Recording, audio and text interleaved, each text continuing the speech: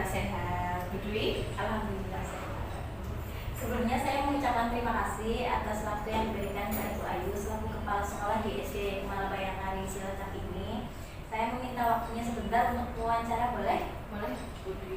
Terima kasih. Kita langsung mulai aja ya Bu. Ya, siap. Untuk pertanyaan yang pertama, selama ini bagaimana Ibu dapat mengidentifikasi kasus-kasus yang merupakan dilema etika atau bujukan moral? Kalau dilema etika itu kan adalah suatu situasi yang benar dan benar, atau suatu situasi yang dimana dua pilihan itu sama-sama benar. Jadi kedua pilihan itu sama-sama saling bertentangan walaupun keduanya itu adalah benar.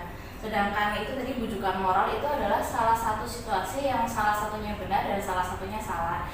Nah, untuk lebih penjelasan lebih lanjutnya, saya memang butuh pembelajaran lebih khususnya lagi. Tapi jika ada masalah dalam salah satunya, saya memerlukan memang tindakan langsung. Jadi kita untuk mengidentifikasi memang saya butuh pembelajaran. Tapi jika ada masalah yang harus segera dihadapi, insya Allah saya akan melakukan tindakan langsung. Kemudian yang kedua Bu, selama ini bagaimana Ibu menjalankan pengambilan keputusan di sekolah Ibu, terutama untuk kasus-kasus di mana ada dua kepentingan yang sama-sama benar atau sama-sama mengandung nilai kebajikan? Biasanya saya berkoordinasi dengan masyarakat atau orang lain. Contohnya kalau di lingkungan sekolah kan kita ada wali murid atau terbentuk dalam suatu komite, yaitu juga guru ada lagi tingkatannya yaitu pengawas dan biasanya kopil. Tapi karena sekolah yayasan, biasanya langsung saya berkoordinasi dengan yayasan juga. Jadi koordinasi dengan semua pihak. Kemudian yang ketiga, langkah-langkah atau prosedur seperti apa yang biasa Ibu lakukan selama ini? Biasanya kita identifikasi dulu itu masalah bertentangan atau tidak. Lalu yang kedua kita cari siapa yang terlibat dalam masalah itu. Yang ketiga kita mencari bukti-bukti atau fakta-fakta yang relevan. Setelah itu kita mampu berkomunikasi dengan pihak terkait dan membuat kesimpulan, lalu membuat keputusan dan penyelesaiannya. Setelah kita membuat keputusan, kita juga tidak langsung memvonis itu keputusan yang terbaik ya. Kita harus lebih merefleksikannya juga. Jadi seperti itu. Kemudian yang keempat Bu, hal-hal apa saja yang selama ini Ibu anggap efektif dalam mengambil keputusan pada kasus-kasus dilema etika? Saya lebih belajar kepada fakta-fakta yang relevan. Kita tidak mungkin memvonis suatu seseorang jika kita tidak tahu fakta-fakta yang relevan. Setelah kita mengetahui fakta-faktanya, kita lebih terjun ke dalam suatu penyelesaian melalui penyesalan. Jadi kita membuat bagaimana suatu masalah atau tindakan itu bisa membuat efek jera kepada yang terkait. Jadi berdasarkan fakta yang relevan. Kemudian yang kelima Ibu, hal-hal apa saja yang selama ini merupakan tantangan dalam mengambil keputusan pada kasus-kasus dilema etika? Salah satu tantangannya saya harus berhadapan dengan guru senior, apalagi saya sebagai kepala sekolah yang muda dan beliau adalah guru kelas. Jadi ada salah satu sikap canggung yang saya rasakan, apalagi jika saya menanyakan tentang pendapat. Sudah satu jelaskan pendapat itu tidak ada yang semuanya sama. Jadi itu ada yang bertentangan, apalagi dia harus menghadapi guru yang lebih senior. Terlebih lagi kita harus belajar menata apa yang kita sampaikan sehingga tidak menimbulkan tersinggung. Dari tantangannya dari intern ya Bu. Dari intern dan bagaimana cara sikap saya bisa menjadi terbiasa.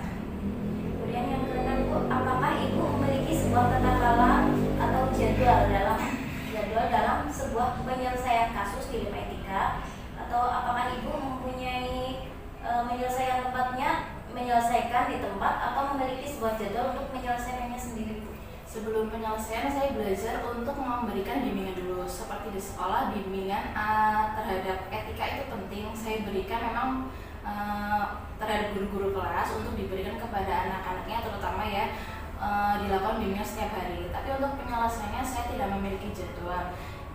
Jika masalah tersebut harus diselesaikan pada waktu itu juga, saya akan menyelesaikan pada waktu itu juga. Tapi jika masalah itu perlu untuk berkoordinasi dengan masyarakat atau instansi terkait, saya membutuhkan waktu untuk berguru dengan orang-orang yang kompeten. Kemudian yang ketujuh, adakah seseorang atau faktor-faktor apa yang selama ini mempermudah atau membantu Ibu dalam pengambilan keputusan dalam kasus-kasus dilema etika? saya lebih berkoordinasi dengan masyarakat karena kita kan hidup bersosial. Tidak mungkin kita mengambil keputusan tanpa bertanya atau berguru kepada orang-orang yang ada di lingkungan itu, entah itu membutuhkan fakta ataukah mencari siapa yang terlibat, tapi kita memang membutuhkan orang lain, musyawarah serta komunikasi yang lancar, baik dan berkesinambungan.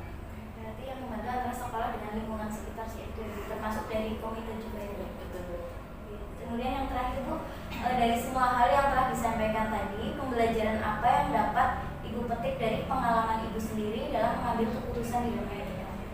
Kita memang seperti yang saya sebutkan tadi ya, kita memang membutuhkan orang lain, terlebih dalam masyarakat yang penyelesaiannya itu tidak hanya dari faktor individu. Kita juga membutuhkan penyelesaian dari faktor masyarakat, dari individunya itu sendiri, bahkan dari lingkungan. Jadi bekerja sama itu memang sangat penting. Berarti intinya kerjasama Ibu, benar semua pihak yang terlibat. Terima kasih atas waktunya Ibu. Sama-sama. Semoga bermanfaat untuk saya dan di sekolah ini juga. Selamat siang Ibu, semoga sehat selalu. Saya permisi dulu Ibu. Terima kasih. Assalamualaikum warahmatullahi wabarakatuh. Waalaikumsalam Ibu. Selamat pagi Pak Muhammad. Pagi. Sehat? Alhamdulillah sehat. Ibu gimana? Alhamdulillah. Sehat.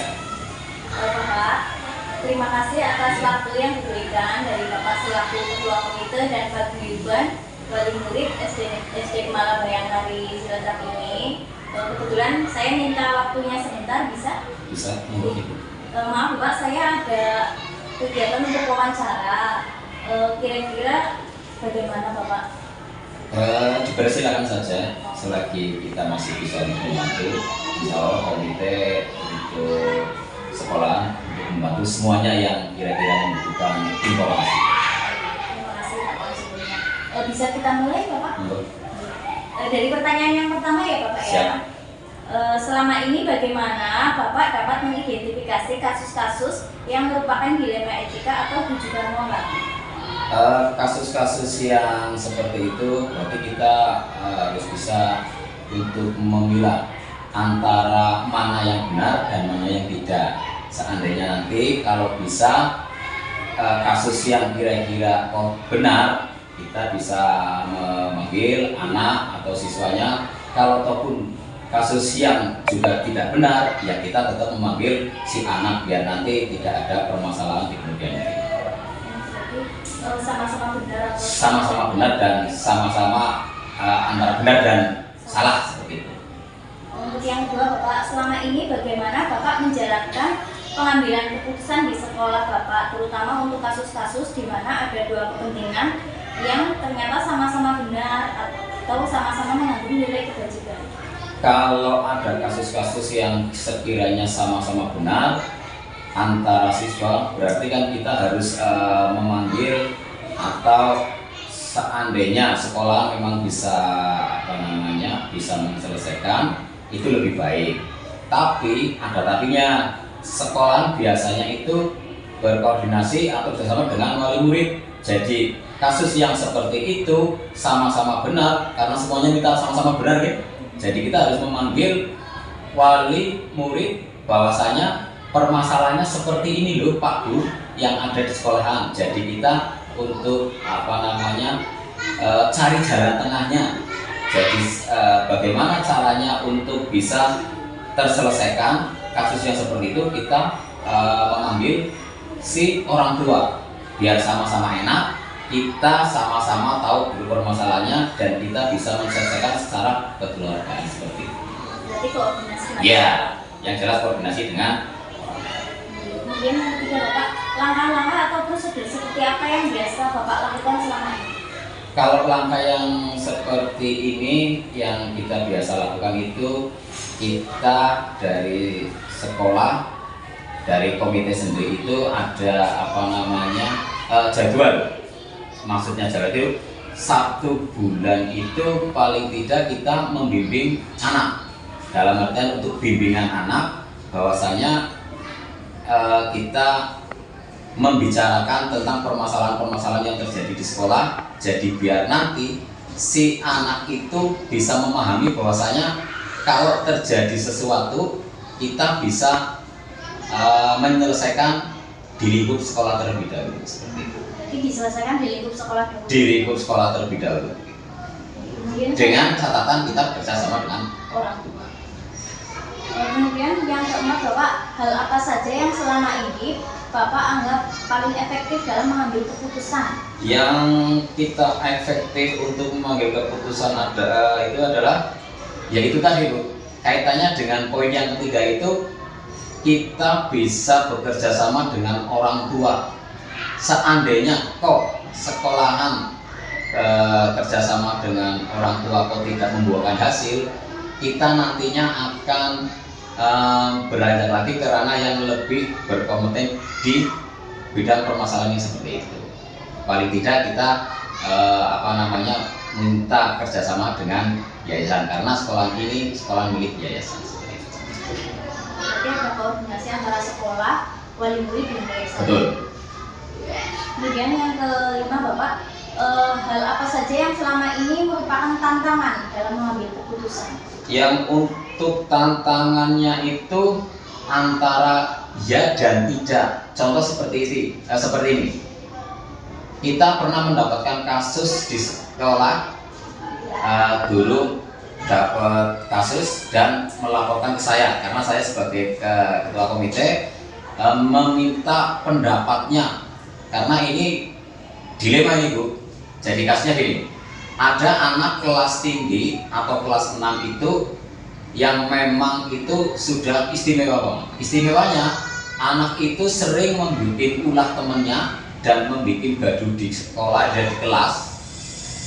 Itu sudah berkali-kali sampai sekolah mengeluarkan surat peringatan itu yang ketiga kalinya tapi tidak dihilangkan untuk siswa.